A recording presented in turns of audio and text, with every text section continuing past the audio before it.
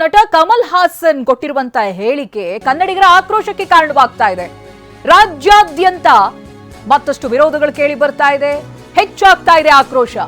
ಕನ್ನಡ ಭಾಷೆ ಬಗ್ಗೆ ವಿವಾದಿತ ಹೇಳಿಕೆಗೆ ಖಂಡನೆ ವ್ಯಕ್ತವಾಗ್ತಾ ಇದೆ. ಏನಂತ ಹೇಳಿಕೆ ಕೊಟ್ಟಿದ್ರು? ಕನ್ನಡ ಹುಟ್ಟಿದ್ದು ತಮಿಳಿನಿಂದ ಅಂತ ಹೇಳಿದ್ರು. ಇದೇ ಹೇಳಿಕೆಗೆ ಇದೀಗ ಕನ್ನಡಿಗರು ಕಿಡಿಕಾರ್ತಾ ಇದ್ದಾರೆ. ಕಮಲ್ ಹಾಸನ್ ನಡೆಗೆ ಕನ್ನಡ ಸಂಘಟನೆ ವಿರೋಧವನ್ನು ವ್ಯಕ್ತಪಡಿಸ್ತಾ ಇದೆ. ಕಮಲ್ ಹಾಸನ್ ವಿರುದ್ಧವಾಗಿ ಸಾಹಿತಿಗಳು ಕೂಡ ಆಕ್ರೋಶವನ್ನು ವ್ಯಕ್ತಪಡಿಸ್ತಾ ಇದ್ದಾರೆ. ಕನ್ನಡ ಅಭಿವೃದ್ಧಿ ಪ್ರಾಧಿಕಾರದ ಅಧ್ಯಕ್ಷರಿಂದ ಖಂಡನೆ ವ್ಯಕ್ತವಾಗ್ತಾ ಇದೆ. ಈ ಹೇಳಿಕೆ ಸರಿಯಲ್ಲ ಅಂತ ಪುರುಷೋತ್ತಮ್ ಬಿಳಿಮಲೆ ಹೇಳಿದ್ದಾರೆ. ಕನ್ನಡ ಹುಟ್ಟಿರೋದು ತಮಿಳಿನಿಂದ ಅನ್ನುವಂತ ಹೇಳಿಕೆಯನ್ನ ಕೊಡ್ತಾರೆ.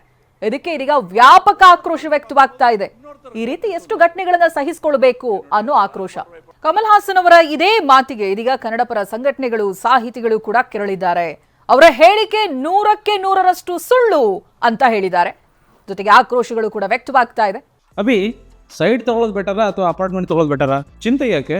ಒಬ್ಬ ರಿಯಲ್ ಎಸ್ಟೇಟ್ ಎಕ್ಸ್ಪರ್ಟ್ ಜೊತೆ ಮಾತಾಡು. ಹೌದಾ? ಹೇಗೆ? Boss Vala B the boss.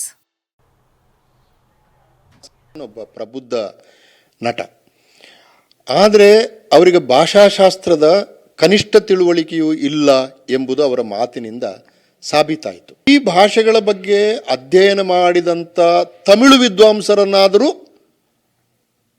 Kamal Haasan ಓದಬೇಕಾಗಿತ್ತು. Kamal Haasan Tamil ಮಾತೃಭಾಷಿಕನಾಗಿ, ತಮಿಳುನಾಡಿನ ಬಹಳ ಶ್ರೇಷ್ಠ ಕಲಾವಿದರಾಗಿ, ಅವರು ತಮಿಳಿನಲ್ಲಿ ಬಂದ ಪುಸ್ತಕಗಳನ್ನು ಓದಿದ್ರೂ ಕೂಡ ಇಂಥ ಅಬದ್ಧವಾದ ತಪ್ಪು ಹೇಳಿಕೆಗಳನ್ನು ನೀಡ್ತಿರಲಿಲ್ಲ. ಅನೇಕ ವಿದ್ವಾಂಸರು ಗುರುತಿಸಿರುವ ಹಾಗೆ ಕನ್ನಡದಲ್ಲಿ ತಮಿಳು ಭಾಷೆಯ ಪದಗಳು ಸೇರಿರುವಂತಹದ್ದು ಕೂಡ ನಮ್ಮ ಗಮನಕ್ಕೆ ಬರ್ತದೆ. ಕನ್ನಡದಲ್ಲಿ ತಮಿಳು ಭಾಷೆಯ ಪದಗಳು ಸೇರಿರಬೇಕಾದ್ರೆ ಕನ್ನಡವೇ ಮೂಲ ಭಾಷೆ ಅನ್ನುವಂಥದ್ದು, ಅದಕ್ಕೇ ಮೊದಲು ಶಾಸ್ತ್ರೀಯ ಭಾಷೆಯ ಸ್ಥಾನಮಾನ ಸಿಗಬೇಕಿತ್ತು ಅನ್ನುವಂಥದ್ದು ಒಂದು ಅಭಿಪ್ರಾಯ ಕೂಡ ಇದೆ.